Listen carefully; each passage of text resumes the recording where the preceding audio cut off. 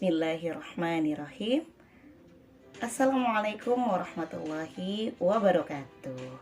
Bagaimana kabarnya hari ini? Semoga semua dalam keadaan sehat dan baik dan tetap bersemangat. Jumpa lagi dengan saya Umi Rini dalam video sumber belajar. Dan sebelum kita memulai video kali ini, jangan lupa like dan subscribe channel ini ya. Baiklah, video kali ini kita akan membahas sumber belajar tentang materi sujud syukur, sujud sahwi, dan sujud tilawah bagian yang ketiga.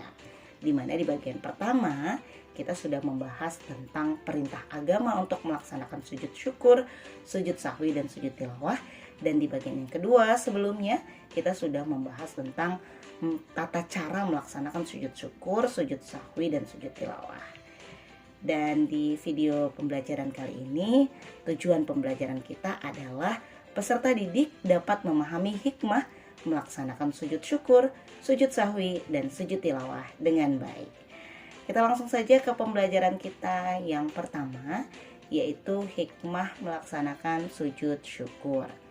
Apa sih hikmah yang bisa kita ambil ketika kita melaksanakan sujud syukur? Sujud syukur ini kita ingat kembali ya, bahwa sujud syukur ini kita lakukan ketika kita mendapatkan nikmat yang besar dari Allah Subhanahu wa taala sebagai rasa terima kasih kita, rasa syukur kita kepada Allah. Nah, hikmah sujud syukur yang pertama adalah sebagai ungkapan terima kasih kepada Allah Subhanahu wa taala. Dimana tentunya dalam kehidupan sehari-hari Allah Subhanahu wa taala senantiasa memberikan banyak nikmat ya, dan anugerah karunia kepada kita semua. Jadi sebagai ungkapan terima kasih yang sebagai tanda syukur, tidak hanya mengucapkan alhamdulillah di lafaz di mulut, tapi bisa kita aplikasikan dengan melaksanakan sujud syukur. Kemudian hikmah yang kedua adalah sebagai bentuk bukti kita tidak menyombongkan hasil yang telah kita raih dalam kehidupan dunia ini. Bagaimana tentunya segala sesuatu yang telah tercapai, yang kita capai dalam kehidupan kita itu adalah wujud pertolongan dari Allah Subhanahu wa taala. Karena hanya Allah lah satu-satunya zat penolong bagi hambanya. Tentu saja kita tidak boleh menyombongkan diri atas segala pencapaian yang kita dapatkan ya. Jadi salah satu bentuk berserah diri kepada Allah, syukur kepada Allah, kita melaksanakan yang namanya sujud syukur ketika kita mendapatkan nikmat yang luar biasa dari Allah Subhanahu wa taala. Kemudian kita ke hikmah sujud sahwi. Nah, hikmah sujud sahwi juga ada dua. Sebagaimana kita ingat kembali, sujud sahwi itu apa? Sujud sahwi itu adalah sujud yang kita lakukan ketika kita lupa atau ragu dalam rakaat sholat. Hikmahnya, mengapa kita melaksanakan sujud sahwi? Yang pertama adalah menjadi pribadi yang rendah hati, ya, tidak sombong, sportif, dan memang mau mengakui kesalahan diri.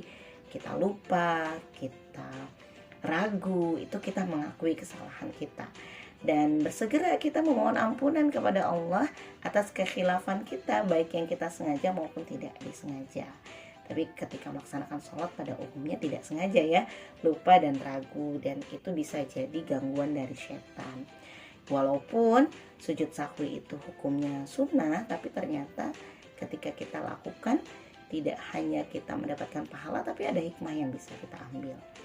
Kemudian hikmah yang kedua adalah kita sebagai manusia menyadari bahwa memang kita manusia tempatnya salah dan lupa. Oleh karena itu tentu saja manusia tidak berhak untuk angkuh, tidak berhak untuk sombong, dan harus selalu beristighfar, mohon ampun kepada Allah Subhanahu wa taala. Kemudian kita ke hikmah sujud yang terakhir, yaitu hikmah sujud tilawah. Nah, hikmah sujud tilawah, sebelum kita membahasnya, kita ingat sedikit ya. Sujud tilawah itu adalah sujud yang kita lakukan ketika kita membaca ayat-ayat sajdah. Hukumnya sunnah, dilakukan mendapat pahala, tidak dilakukan tidak apa-apa. Dan kita sudah membahas tata caranya.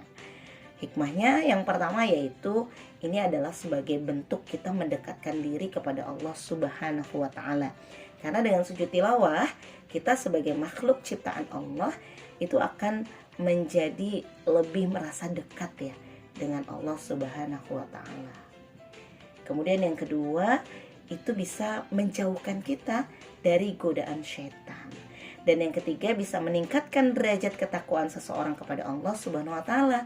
Apabila seseorang telah memiliki ketakwaan, orang tersebut akan selalu yakin terhadap pertolongan Allah Subhanahu wa taala. Nah, demikianlah video pembelajaran kita yang ketiga, bagian 3 dalam tema sujud syukur, sujud sahwi, dan sujud tilawah. Terima kasih telah menyaksikan video ini. Wassalamualaikum warahmatullahi wabarakatuh.